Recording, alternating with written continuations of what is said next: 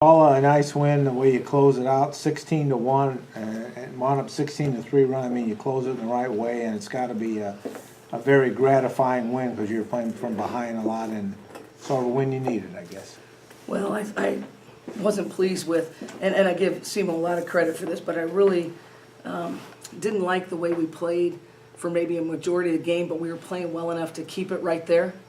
And what I was really pleased with, and you hit it, is how we closed the game. Kind of challenged them a little bit that if we want to be, if we want to be good and make an impact in this conference and try to make a difference, that we really need to step it up, and that was our time. And give the players a lot of credit because they stepped up. I thought we were a little tougher defensively. I thought we did a great job on rebounds, and that's what we needed to do to close it out.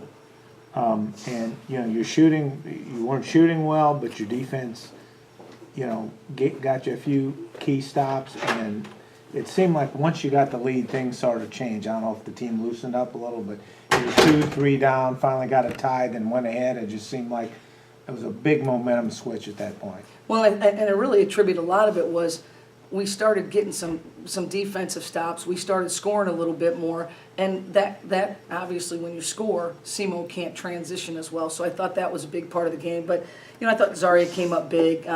Not only with making some free throws, but also with some assists. But defensively, how we played, I really, honestly, I really liked about the last 3.5, 4 minutes. I thought we stepped up and played the way that we need to play for the full 40. And Zaria's had a couple of good games in a row. Seems to be growing and playing with some confidence. She got all her 11 points in the second half today. I mean, she, in crunch time, she got you some big points, and she said she's learning from the older players and really playing with a lot of confidence, she thinks. Or more confidence. I thought she played with a lot of confidence offensively in the second half. I didn't think she needed to do some cutting and finding some gaps and things like that in the first that maybe didn't do it. But, it's a big credit to a player when they're not scoring in the first half and then they turn around and they start playing more aggressively on the offensive end in the second half. And I think that's a bonus with Zaria because she gives us such great defense. She's a guard that has great length